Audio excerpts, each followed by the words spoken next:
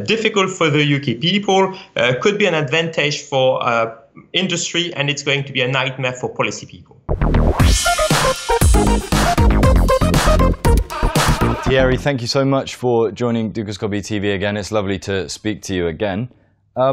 Last time we talked about Brexit and energy markets. We're gonna stay on that topic today. Could you just remind us of your three main conclusions that you gave us last time? The three main conclusions we had is about the security of supply. Brexit will entail some risk in the regulatory pipeline issues, and so therefore the UK could find itself to have to look for new security of supply and to redraft security of supply. And on top of this, remember that the major gas storage in the UK is now closing down, so security of supply is going to be a major issue. So first element. Second element, it's more on markets, and what we were saying is with the banking industry going to leave London, the trading of gas is going to be done mostly and mainly on the continental European side, and so therefore TTF in the Netherlands, which is already more liquid than the NBP in the UK, is going to be even more liquid going forward, which means that the NBP is going to see perhaps more volatile prices and perhaps even higher prices in winter. So more volatile prices in the UK was our second conclusion. Interestingly enough, if we go back to security of supply, I mentioned UK. We also, in the second note, looked at security of supply for Ireland. Ireland is extremely well connected to the UK.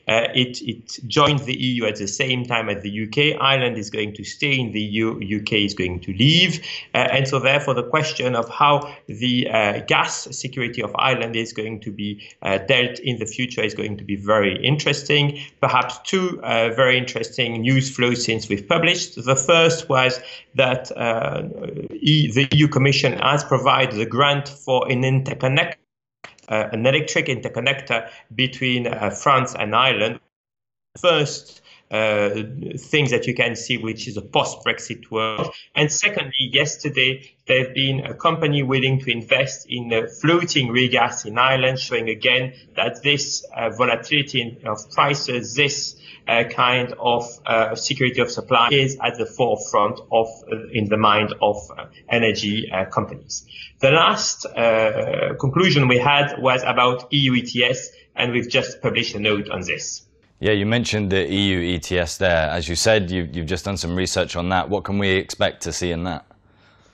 Well, it's very interesting. I mean, for your viewers, I mean, we know that EU ETS, the trading of CO2, is in fact the only pan-European market we have. I mean, if we are looking at electricity, it's not regional. If we are looking at gas, as I said, it is national. If we are looking at oil, it's a worldwide market. So we have here the only European market, and we have in this market the UK going to leave, UK not willing to stay in the single market. So if you go back to regulation and policy, the allowances of the CO2 were many years ago on a national level. They are now not on a national level any longer. They are on the European level. So if the UK leaves, we will have to go back inside the room, sit at a negotiation table and find out how we readdress those permits to try for this EU ETS system to work better in the years ahead. Remember, the EU ETS was designed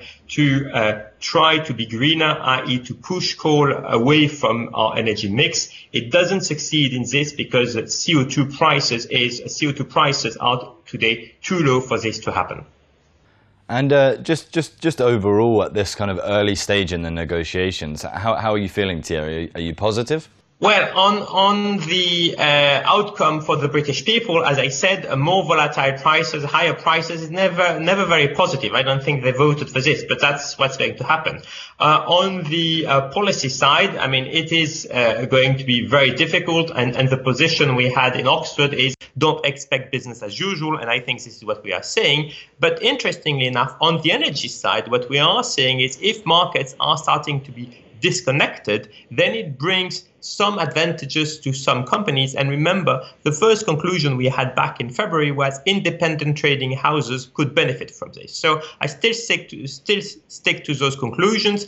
Difficult for the UK people, could be an advantage for industry, and it's going to be a nightmare for policy people. Thierry, thank you so much. A pleasure as always.